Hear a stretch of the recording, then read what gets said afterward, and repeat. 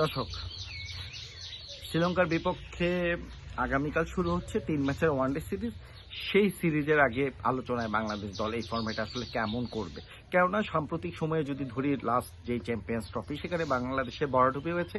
তার আগে ওয়েস্ট ইন্ডিজের বিপক্ষে ৩ ম্যাচের ওয়ানডে সিরিজেও বাংলাদেশ দল হতাশাজনক পারফরমেন্স করেছে, হোয়াইট ওয়াশের বাজে রেকর্ড করেছে।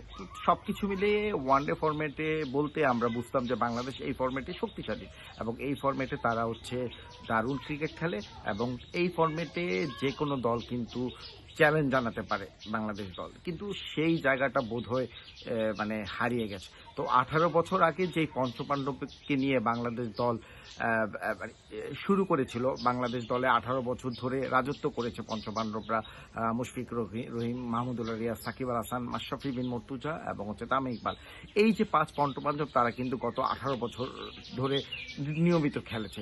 সর্বশেষ গত যে লাস্ট টুর্নামেন্টটা সেটা হচ্ছে চ্যাম্পিয়ন্স ট্রফি। সেই ট্রফিতে কিন্তু বাংলাদেশ দল মুশফিকুর রহিম এবং মাহমুদুল্লাহ রিয়াদ খেলেছিলেন এবং তারা ইতিমধ্যে অবসরের ঘোষণা দিয়েছেন। তাদের অবসরের পর এই মুহূর্তে বাংলাদেশ দলে কোনো পঞ্চপাণ্ডবের অস্তিত্ব নেই। বাংলাদেশ 18 বছর পর নতুন একটা নেতৃত্বে নতুন একটি দল নিয়ে বাংলাদেশ দল মাঠে নামবে, যারা একেবারেই তরুণ, যারা দলকে নেতৃত্ব দিয়ে এই ফরম্যাটে বাংলাদেশ দলকে আরো উপরের দিকে নিয়ে যাবেন। তো সেই প্রত্যাশা রেখেই আসলে বাংলাদেশ দল এই শুরুটা করবে। কিন্তু মেহেদী হাসান মিরাজ যিনি নতুন নেতৃত্ব পেয়েছেন, শান্তর বদলি হিসাবে যিনি নেতৃত্বটা পেয়েছেন, তার জন্য কিন্তু এটা ভয়ঙ্কর চ্যালেঞ্জের। কেননা যে প্রক্রিয়াতে মেহেদী হাসান মিরাজ নেতৃত্বটা পেলেন সেই প্রক্রিয়াতে কিন্তু একটু গলদ ছিল। নাজমুল হোসেন শান্তকে বাদ দিয়ে বিসিবি তার সাথে আলোচনা না করে যেভাবে মেহেদী হাসান মিরাজকে নেতৃত্ব দিয়েছেন সেটা কিন্তু ড্রেসিং রুমে একটু অস্বস্তি তৈরি করতে পারে। তো সেই কারণে আমি মনে করি যে আসলে মেহেদী হাসান মিরাজের জন্য কিছুটা চ্যালেঞ্জিং হবে যে পুরো গোটা দলটাকে এক সূত্রে গাঁথা এবং পারফরমেন্সটা বের করে আনা। সেক্ষেত্রে আবার পেছনে পারফরমেন্সটাও কিন্তু খুব একটা ভালো না। তো এত কিছুর পর যদি মানে এত চ্যালেঞ্জ নিয়ে যদি মেহেদী হাসান মিরাজকে খেলতে হয়, সেটা তার জন্য একটু মারাত্মক চাপেরই হয়ে যাবে। ইনফ্যাক্ট মানে পারফরমেন্সটার ঘাটতি আছে, ব্যাটসম্যানরা খুব রানের মধ্যে নেই, তারপরে একটু সাই থাকতে পারে ড্রেসিং রুমটা, কেননা একটা ক্যাপ্টেন থেকে আরেকটা ক্যাপ্টেন রূপান্তরিত হচ্ছে। সবকিছু মিলিয়ে একটু অস্বস্তিকর পরিবেশে আসলে বাংলাদেশের ড্রেসিং রুমে।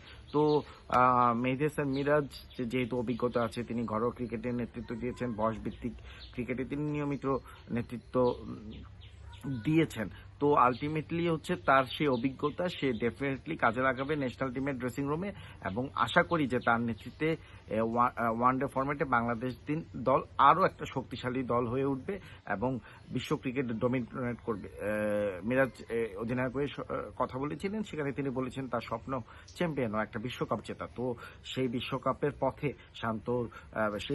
পথে মিরাজের শ্রীলঙ্কার বিপক্ষে সিরিজ দিয়ে যাত্রাটা শুরু হচ্ছে। আশা করি মিরাজ এবং মিরাজের দল বাংলাদেশ অনেক দূর যাবে এবং বাংলাদেশের ক্রিকেট এগিয়ে যাবে। স্পেশালি যে ফরম্যাটে বাংলাদেশ অহংকার ছিল সেই ফরম্যাটে বাংলাদেশ দল আবার ঘুরে দাঁড়াবে। শুভকামনা বাংলাদেশ দলের জন্য।